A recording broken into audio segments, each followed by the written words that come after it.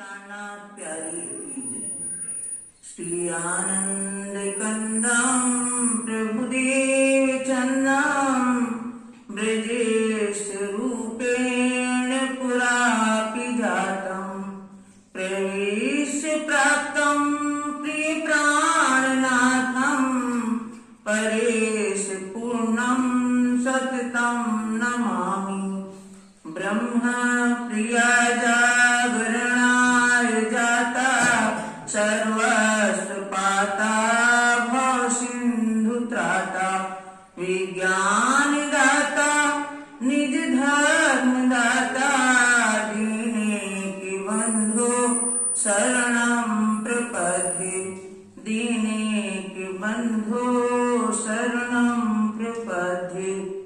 श्री वंदो सतगुरु चरण को करूं सप्रेम प्रणाम अशुभ हरण मंगल करण श्री देवचंद्र जी नाम।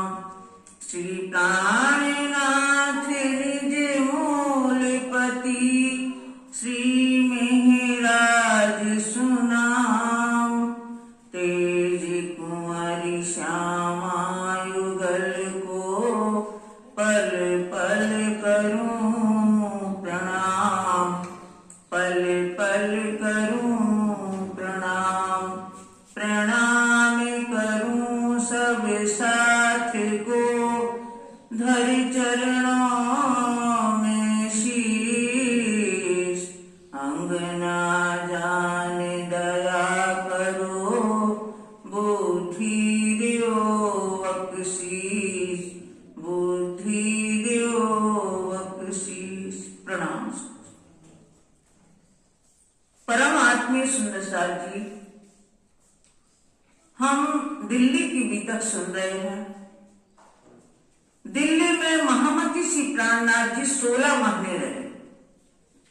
बीच में इधर उधर जाना भी हुआ। कहीं शाहजहानपुर बोरिया गए, कहीं हरिद्वार गए, कहीं अनूप शहर गए, लेकिन साथ ही बराबर यहाँ बने रहे। सुंदर साथ को यहाँ को छोड़ा, कुछ साथ में ले गए। यहाँ 16 महीना धर्म युद्ध चला। अब इन 16 महीने के अंदर क्या क्या घटनाएं घटित हुई, ये हम लोग सुन रहे हैं कि किस तरह पहले नलवे का प्रकरण चला, फिर रुक्के का प्रकरण चला। अब 12 साथियों ने खुद मिलने का विचार बना लिया कि हमें सुल्तान क्या कर सकता है, क्योंकि उसकी आत्मा भी परम धाम की है, हमें वो कष्ट नहीं पहुंचाएगा और हमें ये संदेश अवश्य पहुंचाना है। भले ही वो हमें मार डाले, कुछ भी कर दें, हमें इसका डर नहीं है। इसके लिए श्री जी साहब जी कहते हैं कि भाई हमें आ जाने दो, फिर जैसे योजना बनेगी वैसे ही करना तुम लोग। जब वो आ जाते हैं, सबको आशीर्वाद देते हैं, सबको समझाते हैं कि कोई भी कार्य जल्दबाजी में नहीं करना, पूरी सबसे सलाह करके ही कोई काम आगे बढ़ना। और तुम लोगों को यदि जाना है तो जाओ, लेकिन सोच समझ के हर कार्य करना। तो सब लोग जाते हैं, 12 साथी। उसमें से 3-4 सुंदर साथ दिल्ली के हैं, जैसे गंगाराम हो गए, चंचल दास हो गए, बनारसी दास हो गए, और एक शेख बदल भाई हो गए, और जो जिसको पैसे का नौकर रखा गया था वो भी मुसलमान था, वो भी हो गया। ऐसे 5 सुंदर साथ दिल्ली के हो गए। एक लालदास जी हैं, एक चिंतामणि जी हैं, एक भीम भाई हैं, और एक खंबात के सुंदर साथ है सोम जी भाई। ऐसे कुल 12, और एक अपने बुंदेलखंड का है किमाई भाई। ऐसे 12 सुंदर साथ जाते हैं और कह देते हैं, जब सलाह करते हैं तो कहते हैं सब सुंदर साथ से कि भाई जिसको आगे होना हो सो आगे आए, और जिसको भय लगता हो पीछे हो जाए। तो जो बड़ी बड़ी बातें बोलने वाले थे उन्हें तो भय लगा कि भाई ये मुसलमानों से भिड़ने जा रहे हैं, पता नहीं क्या हश्र हो, तो कुछ तो पीछे हट जाते हैं। और जो कुछ बिल्कुल प्रेमी है ऐसे जो धर्म पर कुर्बान होने वाले हैं, वो 12 साथी आगे आए और जाकर के मस्जिद में, जामा मस्जिद है जो दिल्ली शहर में, वहां जाकर के सीढ़ियों पर बैठ करके और सनंदे जोर जोर से गाते हैं। सनंद इनका ये रोज का नियम है, रोज जाते हैं और सनंदे जोर जोर से गाते हैं। ऐसा करते करते एक दिन इमाम के कानों तक बात सुनी। इमाम ने सुना, जो ऊपर ही रहता था मस्जिद में, वो नीचे उतर आया। उसने देखी सबके चेहरे तमतमाते हुए चेहरे, जोशीले चेहरे देखे कि सबके अंदर अपार जोश है धर्म के प्रति और मोहम्मद साहब को ये मानने वाले हैं। इनके चेहरे तमतमा रहे हैं। ये बुलंद सितारे दिखाई दिए इन्हें कि धर्म के जगमगाते हुए सितारे की तरह जान पड़ते हैं ये। इनने कहा कि भाई तुम्हें क्या चाहिए? तो उन्होंने कहा हम बादशाह से मिलना चाहते हैं और इमाम मेहदी का संदेश, हम इमाम मेहदी के साथी हैं और उनका संदेश देना चाहते हैं। तो उन्होंने कहा कि हम मिलवाएंगे आपको, औरंगजेब बादशाह से हम आपकी भेंट करवाएंगे। और ऐसा कहकर के उसने 3 बार ऊपर आकाश की तरफ देखा कि परमात्मा इनकी खैर करे और इस तरह से इनके ऊपर मेहरबानी हो। और उनको लेकर, साथियों को लेकर के औरंगजेब बादशाह की जाते हैं किले में, लाल किले के वहां अंदर जाके, महल में जाकर के अंदर कहते हैं कि भाई आप बाहर आइए, इमाम मेहदी के साथी आए हैं, उनका संदेशा लेकर के आए हैं। तो जैसे वो महल में था, बाहर निकल आया बादशाह और ये लोग बाहर खड़े थे चबूतरे के नीचे। वो ऊपर चबूतरे पे आके खड़ा हो गया। इस तरह से फिर बातें होने लगी। वो अपने लाठी लेके आया था और हाथ टेक के खड़ा हो गया। अब संकेतों से बातें होने लगी कि भाई तुम क्यों आए हो? इन साथियों ने जो मोहम्मद साहब का कलमा है, वो कलमा क्या सुनाया, ला इलाहा इल्लल्लाह मुहम्मद रसूल अल्लाह, ये कह के सुनाया। फिर उन्होंने इशारा किया कि और बताओ और क्या मतलब है? तो उन्होंने कहा कि बस मातुद्दीन हकीकी धर्म पर हम लोग मर मिटने वाले हैं, वही आपसे भी चाहते हैं। फिर भी उन्होंने पूछा कि और क्या सबब है आपका और किस कारण से आए हो? तो ऐसा करते करते बोले हमें और कुछ नहीं मांगना। फिर उसने पूछा क्या मांगते हो? तो मांग लो। उन्होंने कहा हम मायावी कोई वस्तु से कोई सरोकार नहीं है, हमें धन पैसे की कोई जरूरत नहीं है। हम चाहते हैं कि आप धर्म की बातें हम लोगों से आमने सामने करो, रूबरू हम लोग बात करना चाहते हैं आपसे। फिर उसने कहा कि आपके पास कोई कागज है, किताब है? तब साथियों ने कहा कि हम किताब मंगवा देंगे और आपको देंगे। इस तरह से ये बात होती है। जो भी अधिकारी लोग खड़े थे, जो भी पहरेदार थे, जो भी सिपाही थे, जो भी अधिकारी थे, सब भयभीत होने लगे कि ऐसे जोशीले स्वर में तो आज तक कोई नहीं बोला बादशाह से, आमने सामने ऊपर से ऐसे किसी की हिम्मत नहीं पड़ी। बड़े बड़े कोतवाल थर-थर कांपते हैं, लेकिन ये लोग कैसे जोश में बोले जा रहे हैं, वो लोग खुद डरने लगे। फिर इन साथियों ने कहा कि वो हम ही लोग हैं जो हम लोगों ने 5 लोगों पर रुक्का भिजवाया था, पत्र भिजवाया था, रुक्का भी चिपकाया था। ये सब शिकायत पत्र हम ही लेके गए थे, हम ही वो हैं व्यक्ति जिन्होंने गुसल खाने में आके रुक्का चिपकाया था। तो ये सब बातें कह सुनाई। अब बगल में शेख इस्लाम खड़ा था, उसको भय लगा कि अरे हमारा नाम ना ले दें तो हमारे गुस्से कलम हो जाएगा, लेकिन उसका नाम ना लेकर के उसको बचा दिया साथियों ने और अन्य लोगों का नाम ले लिया। अब बादशाह ने कोतवाल से कहा, इशारा किया कि भाई इनकी खोज खबर लो, कहाँ से आए हैं, कैसे आए हैं, क्या करते हैं, किस वास्ते आए हैं। तो इतना कहना हुआ कि सिपाही उनको पकड़ के कोतवाल के पास ले गए। फिर उन्होंने कहा इनको अच्छे से रखना, जिस प्रकार से दुखी ना हो पाए इनका ख्याल रखना, खाने पीने की अच्छी सी व्यवस्था करना, ये सब कहा बादशाह ने। इतने में और जो अधिकारी थे वो भड़काने लगे बादशाह को, कहने लगे हजूर आपको ऐसे रूबरू बात नहीं करनी चाहिए थी, आपको ये शोभा नहीं देता कि आप कोई भी आ जाए बाहर से आप बात करने लग जाओ, आप कोई गुलाम को बीच में रखो, वो पूछेगा उनसे, फिर आपसे बताएगा, फिर आप जो कहेंगे वो उनसे कहेगा। इस तरह आपको बात करना चाहिए। ना मालूम ये लोग कहाँ से आ गए, कैसे आ गए, हो सकता दुश्मन के भेजे हुए आदमी हो। तो ऐसा उसके दिल में संदेह उत्पन्न कर दिया। इन अधिकारियों ने उनके मन में संदेह उत्पन्न कर दिया और जो शहंशाह जो थे शाहजहां, उनके समय में ऐसा जोर से अगर ये लोग बोलते तो तुरंत इनके सिर कलम कर दिए जाते। इतना सब उन्होंने कहा, लेकिन औरंगजेब बादशाह ने अन्य बातों पर ध्यान नहीं दिया, क्योंकि उसे तमन्ना थी इमाम मेहदी स्वरूप से मिलने की। इसलिए इन बातों पर उसने गौर नहीं किया। बस एक बात मान ली कि आप लोग कहते हो कि आमने सामने बात ना करो, तो हम नहीं करेंगे। ये बात भर मानकर अंदर चला गया। अब यहाँ कोतवाल के पास ले गए, पूछताछ की। अब जो अन्य जो चिढ़ने वाले थे इन साथियों से, जो कहते थे कि अब इस संदेश को दबा दो, इस संदेश जाहिर ना होने दो, उन लोगों ने इन पर जबरदस्ती की और कष्ट पहुंचाया इन साथियों को कि हमने आपसे कहा था कि तुम लोग अभी जाहिर ना होने दो। तो इन लोगों को कष्ट पहुंचाया गया। अब जब कष्ट पहुंचाया गया तो दूसरे तीसरे दिन काजी मिलता है और काजी इनको अदालत में बुलवाता है। काजी सब बात पूछता है। काजी से ये लोग कहते हैं कि हमारे पैगंबर जो मोहम्मद साहब हो गए हैं, उनके धर्म को मानना, उनकी बात करना क्या गुनाह है? हम लोगों ने किया तो हमें दोष लगा, हम लोगों को कष्ट दिया गया। इस सब बातें साथियों ने कही काजी से।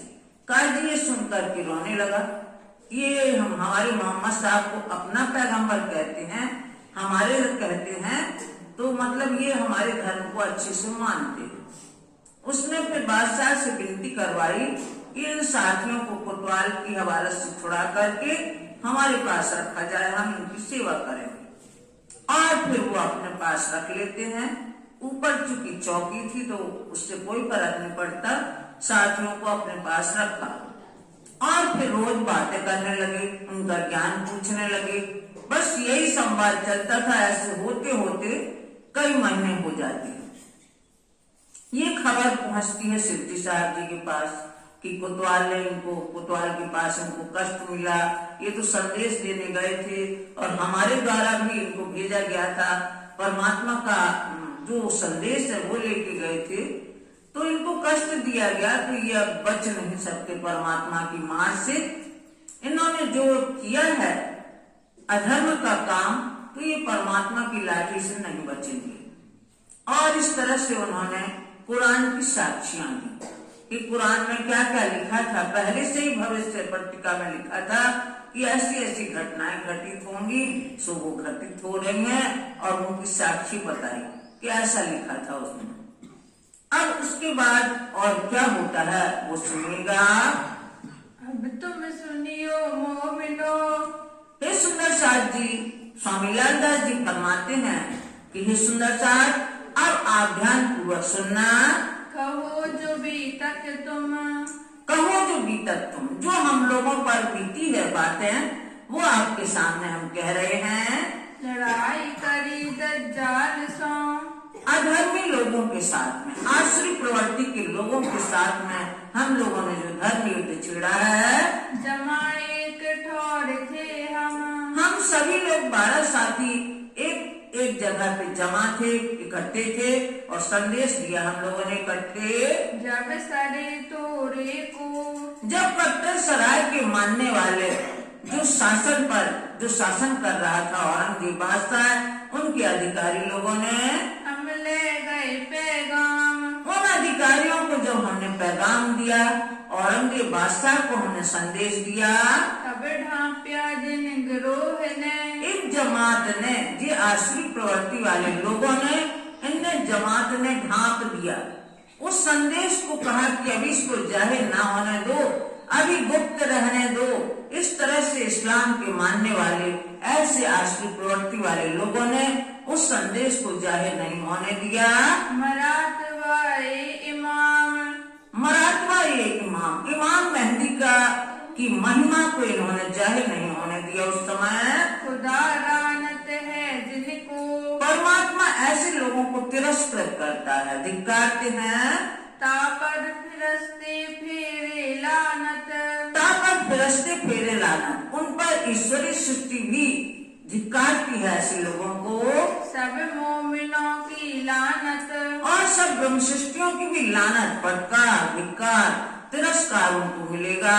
हुई बखत क़यामत, आत्म जागृति के समय में उनको तिरस्कृत होने पड़ेगा। सब आम लानत देते हैं। और आम यानी साधारण जीव जो आम जनता है वो भी इनको धिक्कारेंगे। जिन्हें इस्लाम, जो बड़े बड़े अधिकारी हैं इस्लाम के, इस्लाम धर्म के मानने वाले बड़े बड़े अधिकारी हैं, इन लोगों को हर जगह से तिरस्कार झेलना पड़ेगा। हुई रब्बारी सब में, कोई ख्वारी सब में, ऐसे ही लोग बर्बाद होंगे। पुकारत खलक तमाम, पुकारत खलक तमाम, सभी लोग पुकारेंगे। लिखी सिपारे दूसरे, कुरान के दूसरे सिपारे में लिखा है जिसका नाम है सैकूल नामक सिपारा। सैकुल जाको नाम, सैकूल नामक सिपारा यानी अध्याय, उसमें ये बातें लिखी हैं। दज्जाल बैठा दिल पर, और दज्जाल जो सबके मन को भड़काने वाला है, जिसको हम शैतान कहते हैं, उसी को कुरान की भाषा में दज्जाल कहते हैं, वो सबके दिलों पर बैठा हुआ है, धर्म की तरफ नहीं लगने देता। भानी राह दीन इस्लाम, वो सबकी राह रोकता है, जो धर्म की तरफ जाने लगते हैं वो दज्जाल, वो शैतान हमें आगे नहीं बढ़ने देता। सब खलक राह पावती, यदि वो लोग उस समय मान लेते, वो अधिकारी इस संदेश को मान लेते और औरंगजेब बादशाह इस संदेश को मान लेता, तो संसार के सब लोग एक धर्म के नीचे होते। जो ये फिर इतना पैगाम, जो इन्होंने बार बार ठुकराया संदेश को, यदि वो उस समय मान लेते तो इतनी बात नहीं बिगड़ती। दीदार होता दुनी को, दीदार होता दुनी को, दीदार माने दर्शन होते, परमात्मा के सबको दर्शन होते, श्री मोहम्मद जी श्री प्राणनाथ जी के स्वरूप की पहचान होती उन्हें। पढ़ो भान दिया वह काम, जो बड़े पढ़े लिखे अधिकारी लोग थे, अभिमानी लोग थे, इन लोगों ने अपने नशे के चूर में होकर के उस संदेश को ठुकरा दिया कि इसको अभी ढांक के रखो, इसको अभी जाहिर नहीं होने दो। कानों तो बहरे कहे, और कुरान में ऐसा लिखा है कि ऐसे लोगों को कानों से बहरा कहा जाएगा, इनके कानों में सील बंदी होगी कि अच्छी बात नहीं सुन पाएंगे। भई आँखों ऊपर मोहर, और आंखों पे भी मोहर लिखी है इनके।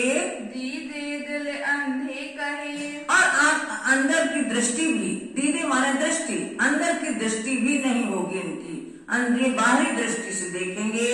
तो सुने ना ये तासुर, इसलिए ऐसा शोर जो ये ब्रह्मात्माएं कर रही हैं, जो सबको जगाने का काम कर रही हैं, सबको धर्म का प्रचार कर रही हैं, ये अपने उससे नहीं सुन रहे हैं, कानों से न आंखों से देख पा रहे हैं। मोमिनों फर्ज उतारिया, और ब्रह्मात्माएं हैं जो ब्रह्म सृष्टि है, वो अपना कर्तव्य पूरा कर रही हैं कि भाई ये न कहे कोई कि हमें नहीं बताया था। पहुँचावते पैगाम, ये संदेश पहुंचाते हुए वो अपना फर्ज उतार रही हैं। हुआ मशरक मगरिब जाहिर, मशरक मगरब यानी पूर्व और पश्चिम सब में ये ज्ञान जाहिर होगा, चाहे वो मुसलमान हो चाहे हिंदू हो, सब में ये बात फैलेगी। सब सुनिया खलक आम, सब संसार के लोगों ने सुना इस ज्ञान को, तो भी ये ना देखही, तो भी इन लोगों को दिखाई नहीं देता। अभी दज्जाल में नहीं विचार, दज्जाल में कोई विचार नहीं है, ऐसे दज्जाल प्रवृत्ति वाले लोगों को ये विचार नहीं है। हमसे क्या गया और क्या रहा, इन लोगों ने ये नहीं सोचा कि हमने क्या खो दिया और क्या पाया हमने, क्या हमारे पास है, ये विचार विवेक बुद्धि नहीं आई इनको।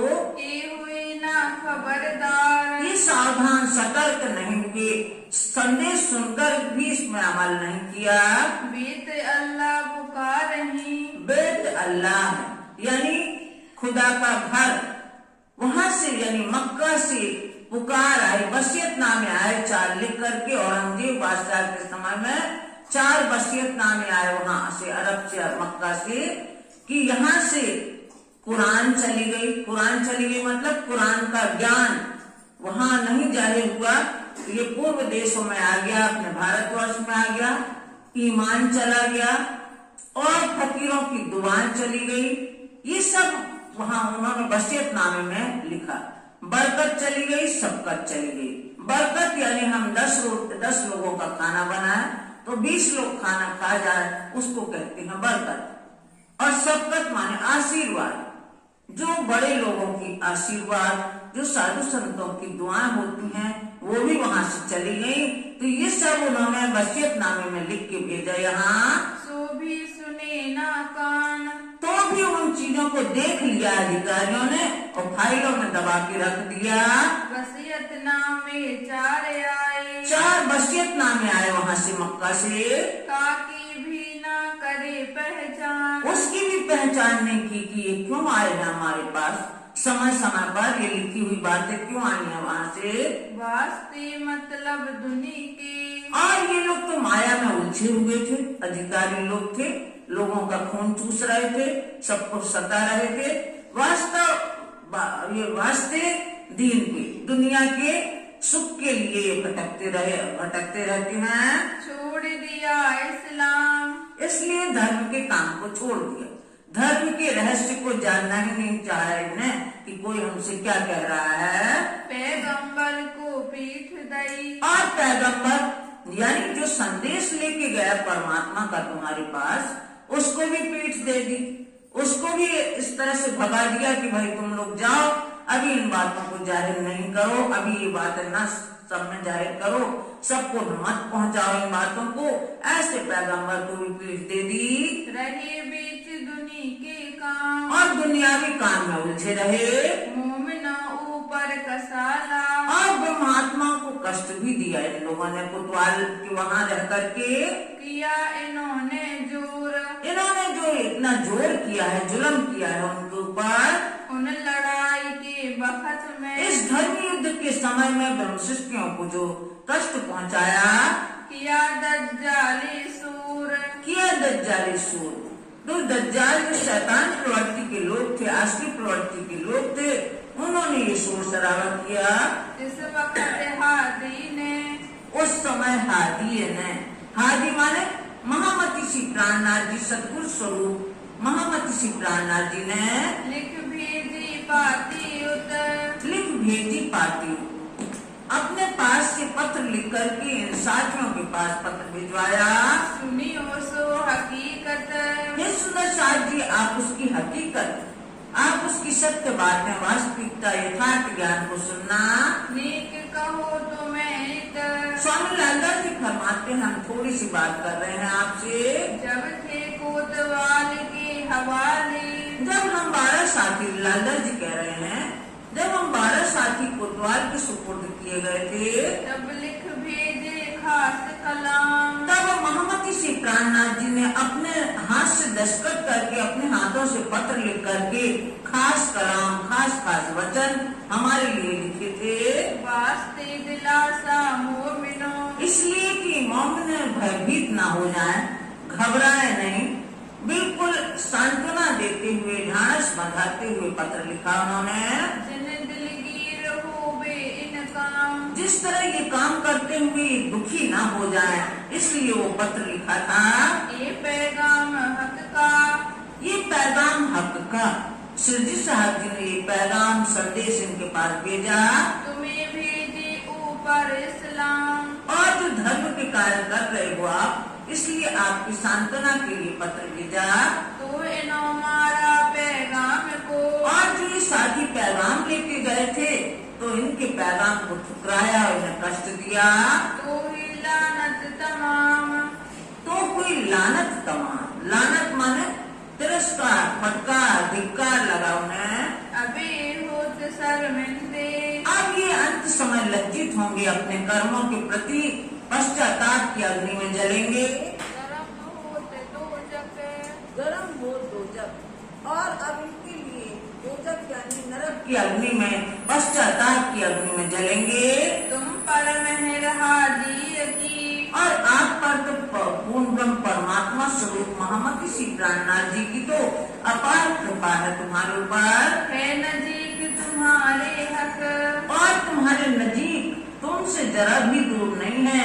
महामती श्री प्राणनाथ जी तुम्हारे ही करीब हैं, तुम्हारी हर पल की खबर रखते हैं। तुम बैठे नजीक हक के, तुम हक के, सत्य के, परमात्मा के बिल्कुल नजीक हो। तुम्हें पलक ना करे दूर, और परमात्मा अपने बंदों को, अपने भक्तों को जरा भी दूर नहीं रखते हैं, वो बराबर उन पर निगाह रखते हैं। तुम्हारे मूल स्वरूप सो, और आपकी मूल स्वरूप जो परम धाम में मूल मिलावा में विराजे हैं, बराबर तुम्हारी परात्म से उनकी वार्ता होती है। जो हमेशा था मजबूर, वो हमेशा बातचीत करते थे, वैसे ही करते हैं वो। इस वास्ते तुमको, इसलिए तुमको अजमावत है तो, अब तुम्हारी परीक्षा हो रही है, तुम्हारी कसौटी पे तुम्हें कसा जा रहा है, तुम्हारी आजमाइश कर रहे हैं धाम के धनी कि देखो तुम धर्म कार्य से विचलित होते हो या अडिग रहते हो।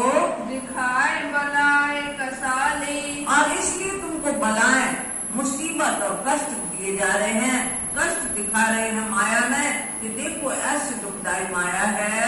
ये मुकदमा कयामत, ये तो आत्म जागृति का दावा है। मुकदमा यानी दावा, कयामत यानी आत्म जागृति का दावा है ये तो। जो लड़ाई तुम करी, और जो तुमने धर्म युद्ध ठान लिया है, सुहू सी रोशन 14 तबक, 14 लोगों में जाहिर हो जाएगा ये। मौत दज्जाल की इनमें, और इनमें दज्जाल की मौत होगी, यानी कि वो अपने आप पश्चाताप की अग्नि में जलेगा। सो तुम ही भानो सब सक, सो आप ही सब संदेह दूर करने वाले हो। ए भूली तुमको देख के, ये तुम्हारे साधारण स्वरूप को देख करके भूल गए कि इनमें भी कोई महामंडी स्वरूप हो सकता है।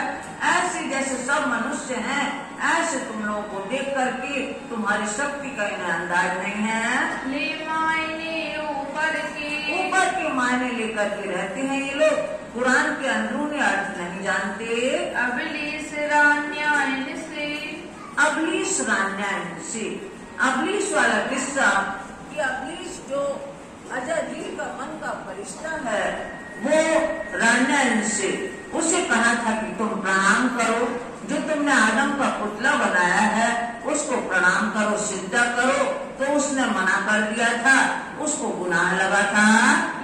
ऊपर के अर्थी, ऊपर का अर्थ उसने कहा कि हमने तो पुतला बनाया है, मैं बनाने वाला हूँ, मैं सृजनहार हूँ, मैं क्यों प्रणाम करूँ। उसने ये नहीं देखा कि परमात्मा ने अपनी रूह, अपनी आत्मा उसमें फूंक दी है, इसलिए वो नहीं समझ पाया और उसने उनकी आज्ञा का उल्लंघन किया। सूरत देखी आदमी की, सूरत देखी आदमी की, उसने कहा कि आदमी की सूरत है जैसे अन्य आदमी होते हैं वैसे ये भी हैं। बीच निस्बत थी हक, बीच निस्बत थी हक, संबंध यानी कि परब्रह्म परमात्मा ने अपनी रूह उसमें फूंक दी थी, ये वो नहीं जान पाया। तासों रहा गाफिल, तासों रहा गाफिल, उससे वो बेखबर रहा, उसको ये समझ में नहीं आया कि परमात्मा ने अपनी रूह उसमें फूंक दी है, तो वो अनजान बना रहा और उसने उनका आदेश ठुकरा दिया। कोई लानत ऊपर सक, इसलिए उसके ऊपर लानत यानी फटकार लगी, उसको धिक्कार लगी। सो अबलीस सबों दिल पर, तो वही अबलीस, उसने अबलीस ने मांग लिया कि मैंने समस्त संपूर्ण धरती पर सिद्धा बजाए हैं, इसका हमें क्या फल मिलेगा। परमात्मा ने कहा मांगो क्या चाहते हो तुम। तो उसने कहा कि मैं सबके दिल पर, आदम की औलाद के दिलों पर मैं राज्य करूं। तो वही अबलीस, वही शैतान सबके दिलों में बैठा हुआ है और धर्म की राह को रोकता है, धर्म की तरफ नहीं जाने देता, माया में उलझाए रहता है। करत है पातशाही, करत है पातशाही, सबके दिलों पर वो राज्य कर रहा है। इल्हाम फेरा हक का, ये इल्हाम फेरा हक का, ऐसा उसने आदेश फेरा था जो परमात्मा का। दुश्मनी से आई, और उसने दुश्मनी से ये काम किया कि मैं सबके दिलों पे राज्य करूं, मैं परमात्मा की तरफ लगने ही न दूं किसी को, ऐसे उसने मांग लिया था। जानबूझ आपको, जानबूझ आपको, और जानबूझकर कोई अपना अहित नहीं करता। बुरा न कोई अपना अहित नहीं चाहता, पर ये काम है इब्लीस का। लेकिन ये काम इब्लीस यानी शैतान का काम है। मारी राह इस्लाम की सोए, हमारी राह इस्लाम की सोच। ऐसे आसकी प्रवृत्ति वाले लोगों ने धर्म की तरफ जाने वालों का रास्ता अवरुद्ध किया। लिखा लोमो खूज में, लोमा खूज यानी भविष्य पटका में पहले से लिखा था, जो सिजदा आदम पर, जो सिजदा आदम पर, सिजदा माने नमन करना, प्रणाम करना, जो आदम पर उसने सिजदा नहीं किया, सो इब्लीस ना किया। सो इब्लीस ने नहीं किया था प्रणाम। आपको बड़ा जाने आयो कर, और उसने जाना कि मैंने तो पुतला बनाया है, मैं क्यों प्रणाम करूं, मैं क्यों इसको झुकूं, तो ये इस तरह से उसने प्रणाम नहीं किया। सिजदा सब जमीन पर, और सब संपूर्ण पृथ्वी पर उसने सिजदा बजाया था। किया ऊपर खुदाए, खुदा की सब जगह उसने प्रणाम किया था। सो सारे सिजदे रद्द हुए, सो सारे सिद्धे रद्द हुए, सो सब सिद्धे उसके बेकार हो गए। एक उसने मना किया कि हम आदम को सिद्धा नहीं बजाएंगे, इसके कारण उसको गुनाह लगा। तो लानत गले हुआ ताए, तो लानत गले हुआ था। तो मन फंदा, लानत माने अपराध, इसी अपराध का उसके गले में फंदा पड़ गया, उसको सजा भोगनी पड़ी, यानी उसको बाहर निकाला गया। देखो कौन आदम कौन इब्लीस, अब यहाँ स्वामी लालदास जी फरमाते हैं कि देखो कौन आदम है और कौन इब्लीस है। सब जिमी सिजदा किया कित, और वो कौन सी जिमी है जहाँ सब जिमी में सिजदा किया था। बची ना दो अंगुल जिमी, बची ना 2 अंगुल जमीन, 2 अंगुल जमीन भी नहीं बची थी जहाँ उसने सिजदा न किया हो। सो कहाँ जिमी है इत, सो कहाँ जिमी है, तो वो कौन सी जमीन है। ये विचार देखो दिल से, ये दिल से विचार करके देखो, कौन आदम बिना रसूल, बिना रसूल के कौन आदम है। रसूल यानी आखिरी पैगंबर महामती श्री प्राणनाथ जी वृंदावती के अलावा कौन आदम है वो। सिजदा ना किया किनने, किसने सिजदा नहीं किया, किसने इनको प्रणाम नहीं किया, किनने भान्या एहसूल, और किसने इनका रास्ता अवरुद्ध किया, इनके संदेश को ठुकराया। श्री महामती कहे मोमिनो, महान बुद्धि के सागर स्वामी लालदास जी फरमाते हैं कि हे सुंदर साहब जी, यह भी तक शरीयत, ये शरीयत कर्म कांड पर आधारित शासन करने वाले अधिकारियों का आपने वृत्तांत सुना। हुई स्याह मुह शर्मिंदे, और अंत समय में इनके मुंह स्वयं काले हो जाएंगे, यानी कि पश्चाताप की अग्नि में जलेंगे। हुआ दौर क़यामत, क़यामत के दौर में आत्म जागृति के समय में इनको ठिकाना नहीं मिलेगा, ऐसी इनकी हालत होगी। अब कहों में मजल की, अब मजल हम किस मंजिल तक पहुँचे हैं वो सुनिए। जो हुई लड़ाई शरीयत, जो शरीयत से हमने कट्टर सराय वाले शासन से हमने धर्म युद्ध छेड़ रखा है, उसकी बात सुने। भया कसाला मोमिनों पर, मोमिनों को कष्ट पहुंचाया गया वहाँ किले में। साबित करने क़यामत, ये क़यामत का संदेश लेके गए थे आत्म जागृति का, इसको सिद्ध करने गए थे, उल्टे इनको दोषी ठहराया गया। तब पाती लिखी हादी ने, तब हादी ने महामती श्री प्राणनाथ जी सदगुरु स्वरूप महामती श्री प्राणनाथ जी ने साथियों के लिए पत्र लिखा। करनी खातिर जमा मोमिना, करने खातिर जमा मोमिन, मोमिनों को ब्रह्मात्मा को सांत्वना देने के लिए, धीरज बंधाने के लिए यहाँ से पत्र लिखा कामा पहाड़ी से।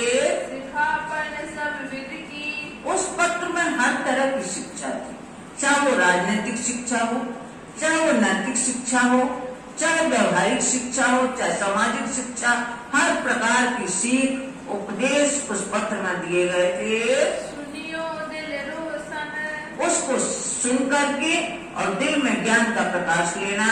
ये पाती दिल्ली में, ये पाती दिल्ली के बीच में।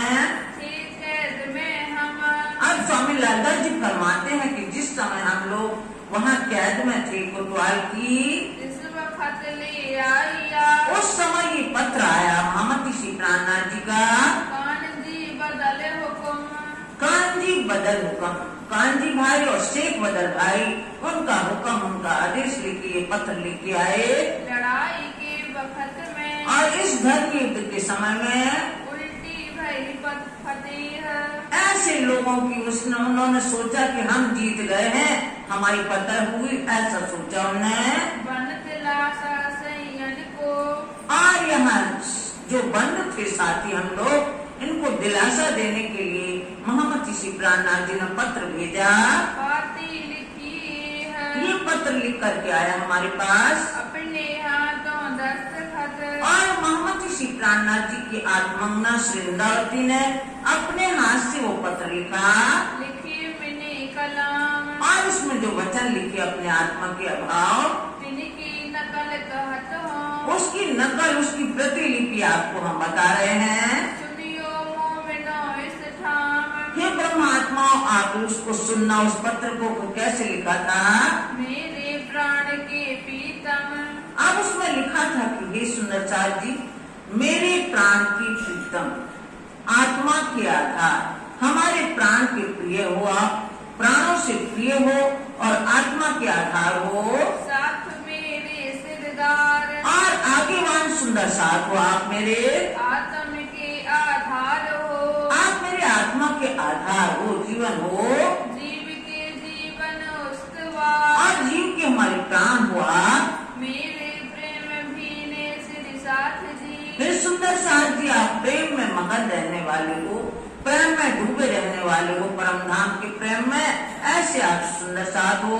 मेरे साचे सूर्य धीर, और हमारे सच्चे शौर्य और धीरता के प्रतीक हो आप। पाँव भर दिखावत रूहों को, और आप कदम चल करके दिखा रहे हैं कि हमें कैसे जागनी करना है, कैसे धर्म के मार्ग पे चलना है। आपने कदम भर के आगे, पाँव भर के आगे दिखाया है। तुम बैठे हो हक के तीर, आप राज्य के बिल्कुल नजदीक बैठे हो, आप बिल्कुल सत्य के करीब हो, परमात्मा के करीब हो, आप उनसे दूर नहीं हो।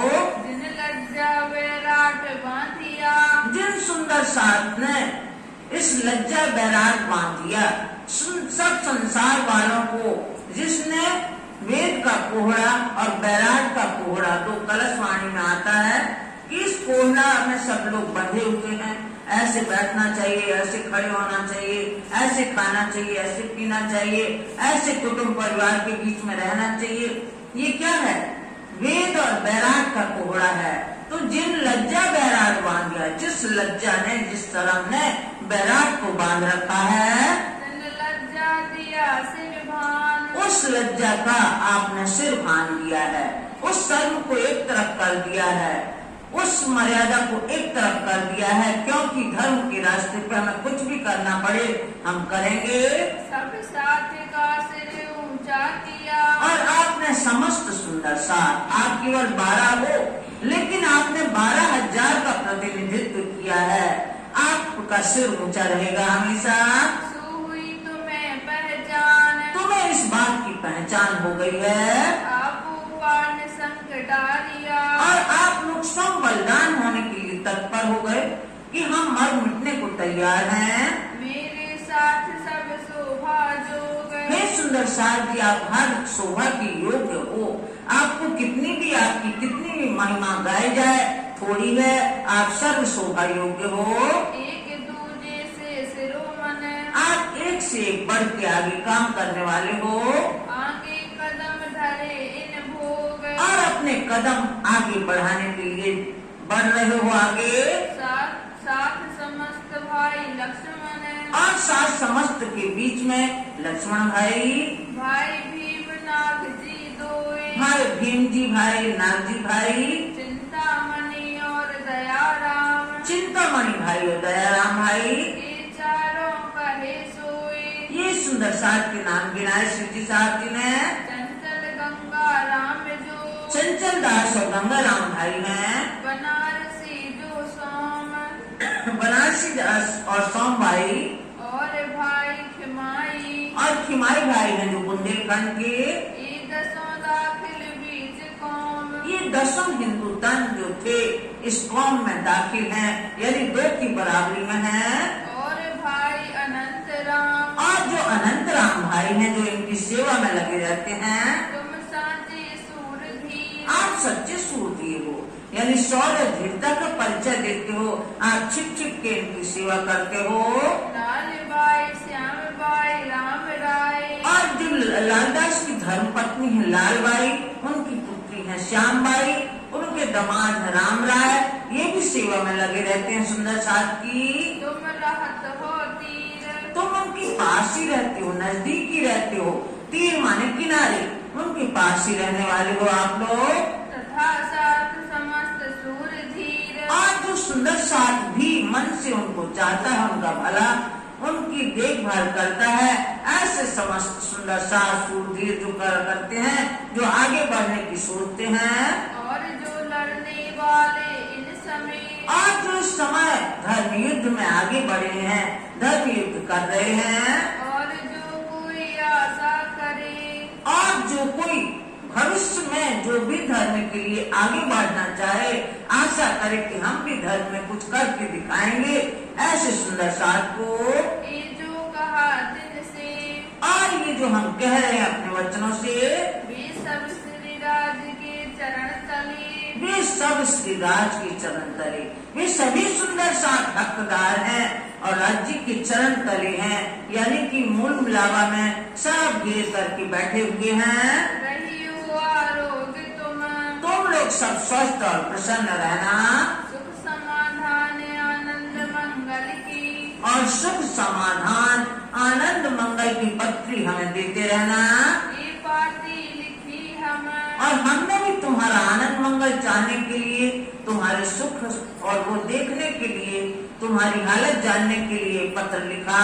दृष्टि तुम पर श्री राज की, और श्री राज की दृष्टि तुम्हारे ऊपर ही है। पूजो सदा सनकूल, तुम हमेशा प्रसन्न रहना, अपनी परिस्थितियों को अनुकूल करते हुए हमेशा प्रसन्न रहना। लिखी वे जो मजलें, और जो मजलें लिखी, जो जो तुमने काम किया, सो साथ सबका मूल, सो साथ सबके मूल, तुम लोग जड़ हो, नींव के पत्थर हो तुम लोग, कि कैसे सुंदर साथ आगे सेवा भाव से आगे बढ़ेगा और अपनी कुर्बानी करेगा और धर्म के लिए कुछ भी करने को तैयार रहेगा, उसके नींव के पत्थर हो आप 12 लोग। श्री इंद्रावती की वासना, श्री इंद्रावती की वासना, श्री महाराज की जो आत्मा का नाम है इंद्रावती, इंद्रावती स्वयं पत्र लिख रहे हैं कि श्री इंद्रावती की वासना। मैं लिखे प्रणाम कोटान कोट, प्रणाम सुंदर साथी, श्री इंद्रावती की वासना कोटान कोट प्रणाम करती हैं, सब सुंदर साथ को करोड़ों बार प्रणाम करती हैं। अभिधारियो तिनको, उस हमारे प्रणाम को सब स्वीकार करना लीजो धनी की ओट, और धनी का सहारा लेके आगे बढ़ना। ये श्री राज की दया से, इस श्री राज की कृपा से ही सब काम होता है। मिल भेला होएगा साथ, और हमेशा आगे भी सब सुंदर साथ जो 12,000 हैं, सब इकट्ठे होंगे। तब सुख समाधान आनंद होए, और तुम सब अपने समाधान आनंद का पत्र देना। धनी ने पकड़े हाथ, धनी ने आपके बाह थाम लिया है सुख समाधान आनंद की, और सुख समाधान आनंद की। पाती की चाह जे, बस हमें यही तमन्ना रहेगी कि आपके सुख समाधान का पत्र हमें मिलता रहे। तुम्हारी हकीकत सब, और यहाँ आपकी जो यथार्थ बातें हैं, हकीकत वास्तविकता है, कही भाई बदले, शेख बदल भाई ने हमें बताया था साहब, ये जो मूल से कही, ये जो मूल से जन्म से जो तुम लोगों की तमन्ना थी कि धर्म के प्रति फिदा हो जाने की, वो तमन्ना तुम्हारी पूरी हो रही है। सो भाई सब मालूम, सो सब हमें मालूम हुआ। बड़ा युद्ध किया दज्जाले, आप लोगों से दज्जाल ने बड़ा युद्ध किया। जो शैतान प्रवृत्ति के आश्रित प्रवृत्ति के लोग थे, उन लोगों ने आपको कष्ट दिया। तैसा लिखिया रसूले वास्ते तुम, रसूल मोहम्मद साहब ने अपने कुरान में वैसा ही भविष्यवाणी पहले से लिखी हुई थी कि ऐसी ऐसी घटनाएं घटित होंगी। तैसा ही ये युद्ध भया, वैसा ही ये युद्ध हुआ है और भी होएगा इतना, और भी भविष्य में होने वाला है जो लिखे माफक होएगा। जैसा पूर्ण से लिखा हुआ है, जिसको हम कहते हैं कि जो भाग्य में लिखा है वो होगा। तो जो भविष्यवाणी लिखी थी सुंदर साथ के लिए वही हो रहा है। ये जानो कदमा क्या मत, ये सुंदर साथ जी इसको थोड़ा छोटी सी बात मत समझो, ये आत्म जागृति का दावा है। और आखिर को तुम्हारा, और अंत में तुम्हारा सिर ऊंचा होगा। तुम अभी भली कष्ट देख रहे हो, लेकिन तुम्हारे कार्यों के कारण तुम्हारा सिर ऊंचा होगा। ऊपर होएगा बोल, तुम्हारे बोल सबके ऊपर होंगे, तुम्हारे कहे अनुसार सब चलेंगे। रसूले भी यों लिखा, रसूल मोहम्मद साहब ने भी कुरान में ऐसे लिखा है। कुरान हदीसों कौल, कुरान हदीसों में ऐसे वादा ऐसे समय लिखा है। हकीकत एक समझियो, और ये वास्तविकता समझना, आपन माया सो हुए बेजार, अपन माया से दुखी हो गए, ये बात तो समझना, क्योंकि तुम लोग दुख देखने आए हो और दुख देख रहे हो माया में। किताबी काम क्यों ना होते हैं, और आप लोगों को एकदम जल्दी मची रहती है कि ये काम जल्दी क्यों नहीं हो रहा है, औरंगजेब बादशाह जल्दी क्यों नहीं जाग रहा है, सब लोग हमारी बात हमारा संदेश क्यों नहीं जल्दी सुनते हैं, सब मिल क्यों ना होते तैयार, सब मिल करके क्यों नहीं आत्म जागृति के लिए तैयार हो जाते। अरे भाई ये काम, लेकिन हे भाई ये काम धीरे धीरे होगा, ये जल्दबाजी में काम होने वाला नहीं है।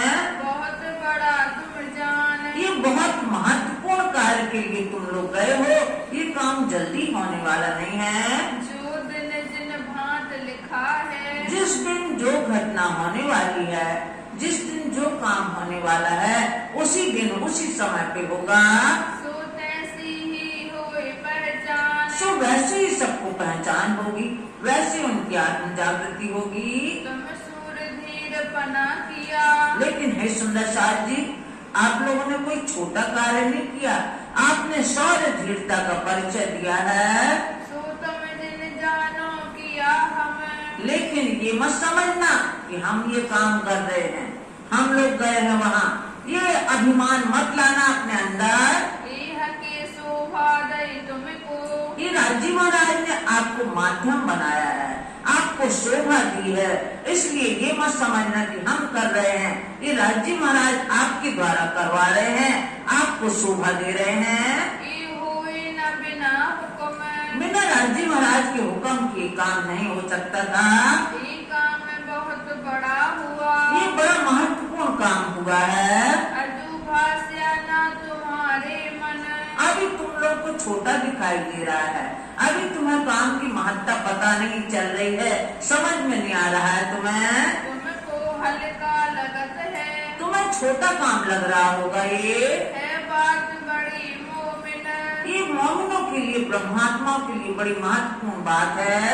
इतने दिन इन जहान में, इस संसार में इतने दिन रहते रहते बहुत डरते लेते नाम, हम सब लोग इसी दिल्ली शहर में छिप छिप के नाम लेते थे।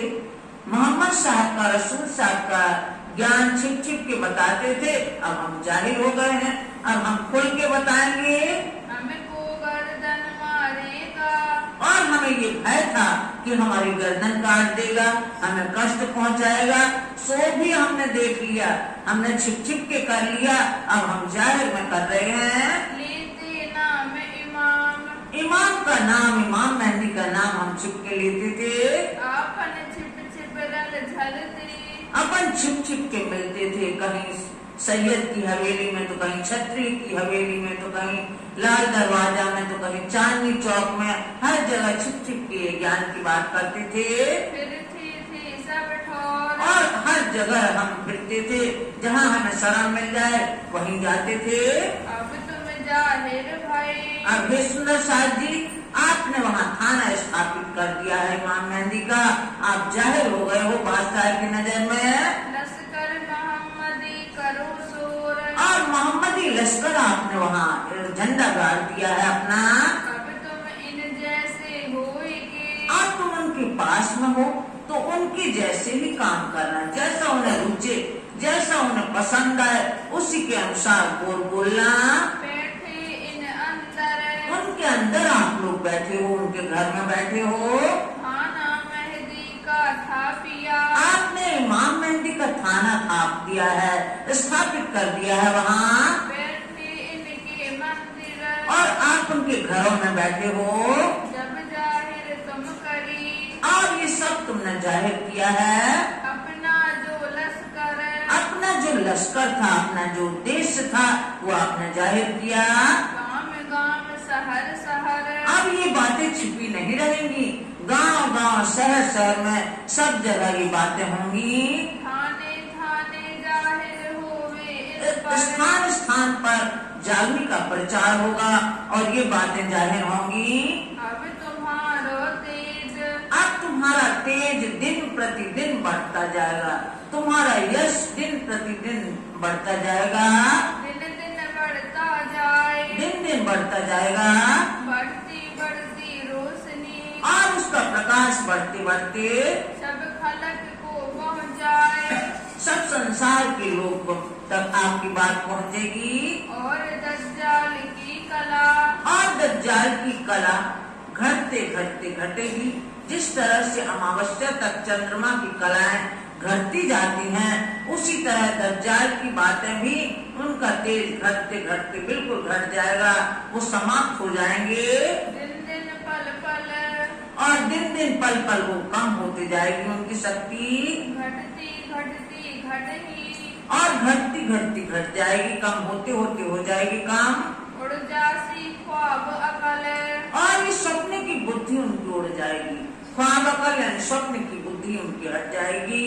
दृष्ट दज्जाल की बाहिर, और दज्जाल की दृष्टि, शैतान की दृष्टि बाहरी होती है, वो बाहरी दृष्टि से देखते हैं। तुमको दई दृष्ट अंतर, और राज्य महाराज ने आपको तो अंतर की दृष्टि दी है, अंदरूनी दृष्टि दी है। तुम्हें ऊपर उतरा असराफील, आपके ऊपर तो बुद्धि का फरिश्ता असराफील की बुद्धि आपके पास, जागृत बुद्धि का ज्ञान आपके पास में है। सब शब्दों ने ऊपर, और आपके पास वही शब्द हैं, जागृत बुद्धि वाले शब्द हैं। तुम युद्ध करते रहियो, आप इसी तरह धर्म युद्ध में संलग्न रहना। तुमको लोचन दिए अनंत, राज्य महाराज ने आपको अनंत लोचन दिए हैं, आपको दिव्य दृष्टि प्रदान की है। आप उसी दृष्टि से देख करके आप अपना ज्ञान बांटते रहना वहाँ। और दज्जाल को एक आंख, और दज्जाल को काना कहा गया है कि वो एक ही तरफ दृष्टि रहती है उसकी।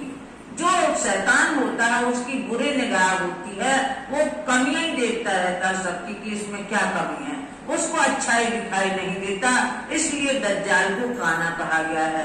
दज्जाल की एक आंख कही गई है आखिर इनका अंत, और आखिर में उसका अंत होने वाला है। और एक ये समझियो, और एक बात ये भी समझना, तुम दज्जाल से, लेकिन ये बात समझना कि आप लोग दज्जाल से भिड़े हो, आसुरी प्रवृत्ति वाले लोगों से तुम लोगों ने युद्ध ठान रखा है, ये भी सतर्क रहना।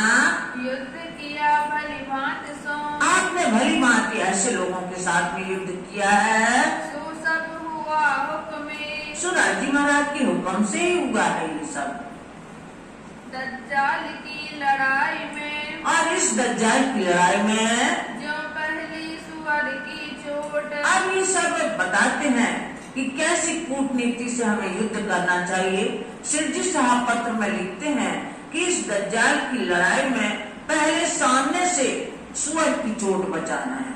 जैसे सुअर आता है एकदम सीधे सीधे आता है और जो भी सामने पड़ा तो अपना सिर मारता है, तो ऐसे सुअर की चोट बचाना है। सुअर के समान ही ये आसुरी प्रवृत्ति वाले लोग हैं, ये अपने सामने की चोट बचा लेना है। क्यों लड़ाई इनसो, ऐसे लड़ाई उनसे करना आखिर धनी की ओट, और धनी का सहारा लेके करना है। सो चोट पहले बचाइयो, सो ये सुंदर साथ की पहली चोट तुम्हें बचाना है पीछे घाव मारो पीठ पर, और बाद में संभल करके उसकी पीठ पे वार करो।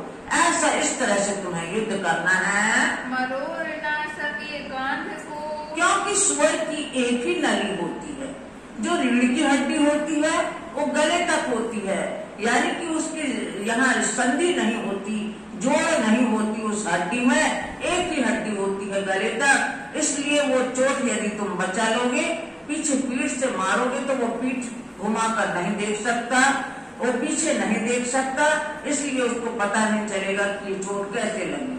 तो पीछे चोट करना पे लड़ ना सके क्यों ये करे, वो लड़ नहीं सकेगा। ये तो उदाहरण दिया है, दृष्टांत संकेत दिया है कि जिस तरह सुअर की एक हड्डी होती है, उसी तरह इन आश्री प्रवृत्ति वालों से भी हमें सामने की चोट बचाना है। फिर अपना लाभ देखेंगे, अवसर देखेंगे, वैसा उन पर शब्दों का प्रहार करेंगे। इस वास्ते यूं कहा, इसलिए हमने तुम्हें ये उदाहरण इसलिए दिया, सब जानवर के कांध में संध, सब जानवरों के कंधे में संधि होती है, जोड़ होता है। इनकी एक नली गली मिली, उनके एक ही नली गले में ने, इनकी एक ही नली होती है।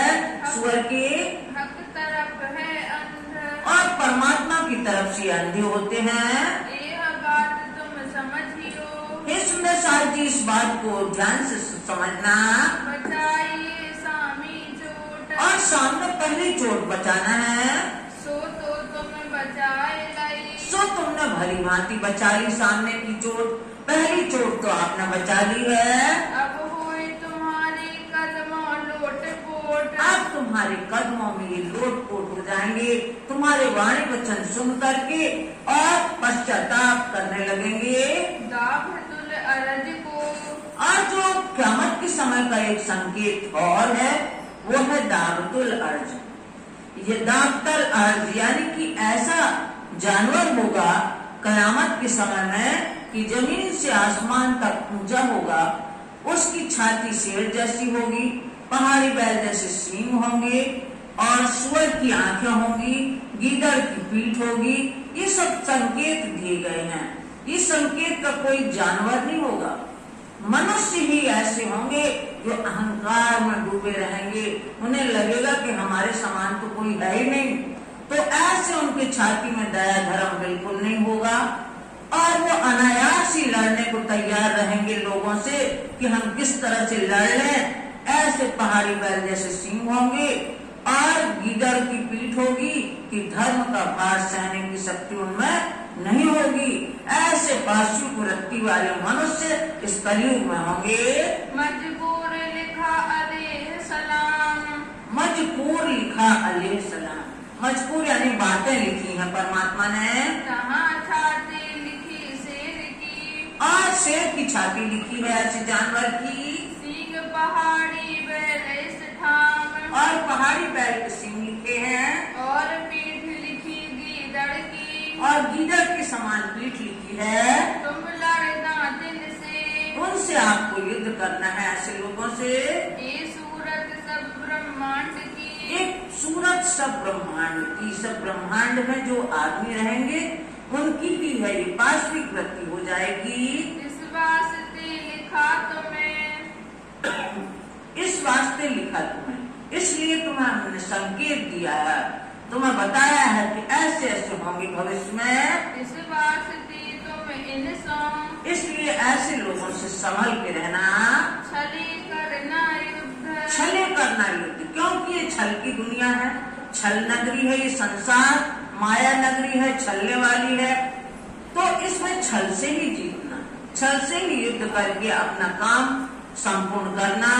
इस वास्ते ऐसा लिखा, इसलिए हमने तुम्हें ऐसा लिखा है कि छल की दुनिया में छल से ही पार पाओगे तुम। ये बस ना होए बिना बुद्ध, बिना अपनी बुद्धि विवेक के ये बस में होने वाले नहीं है कि अपने बस में हो जाएं। पहले इनकी रुचता, सबसे पहले तो इनको जो अच्छा लगे वैसे बोलना, जैसा इन्हें पसंद आए वैसे आचरण करना।